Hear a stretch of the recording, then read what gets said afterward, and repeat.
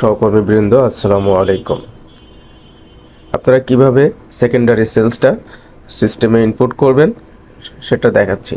যেমন এই যে আওয়াল, এমডি আওয়াল মোল্লা, উনি কাপ্তান বাজার রুটে এই যে 7415 আইডি র্যাঙ্কস, রিটেলের নাম র্যাঙ্কস, এখানে উনি এই যে অর্ডারটা ইনপুট করছে পুরাটাই উনি ডেলিভারি করছে। তো এই ডেলিভারিটা আপনি সিস্টেমে কিভাবে দেখাবেন, তার জন্য আপনারা ওদের এমআই সিস্টেমে যাবেন এবং এখানে ডিবি ডিবি ক্লিক করে ডিবির যে ইউজার আইডি পাসওয়ার্ড এটা দিয়ে ক্লিক করবেন। ক্লিক করার পরে এখানে যে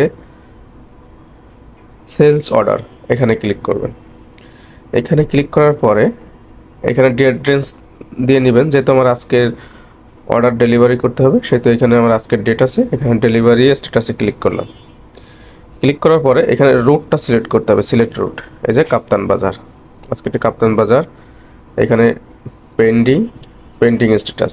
তো কাপ্তান বাজার রুটে আমার যতগুলো পেন্ডিং আছে সবগুলো এখানে শো করবে।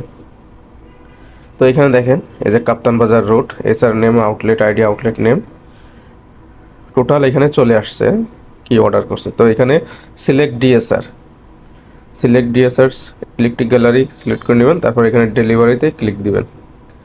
দেওয়ার পরে ওই যে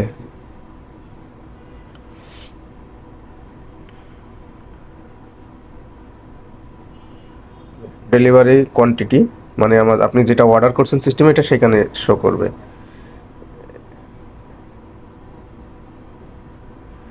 এখানে আপনি চাইলে কম বেশি করতে পারেন, এখানে চাইলে আপনি 9 পিস দিতে পারেন, বেশিও করতে পারেন, কমাইতেও পারেন।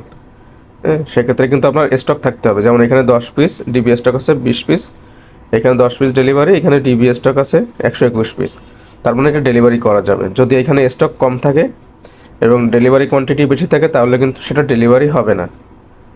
এখন যেহেতু সব কিছু ঠিক আছে, আমি এখানে কি করব, আপডেট ডেলিভারি স্ট্যাটাসে ক্লিক করলাম। এটা আমার ডেলিভারি হয়ে গেছে, ঠিক আছে। যেন আমি একটু ব্যাকে যাই, ব্যাকে যাই,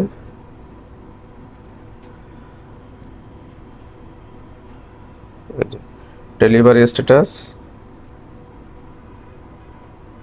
কাপ্তান বাজার, পেন্ডিংয়ে ক্লিক করি, দেখছে কোনো পেন্ডিং নাই। আমি যখন অলে ক্লিক করব তখন এই যে দেখেন এই যে কাপ্তান বাজার, এটা ডেলিভার, মানে এটা ডেলিভারি হয়ে গেছে। আশা করি কিভাবে একটা সেকেন্ডারি সেলস সিস্টেমে ইনপুট করতে হবে আপনারা বুঝতে পারছেন। ধন্যবাদ সবাই।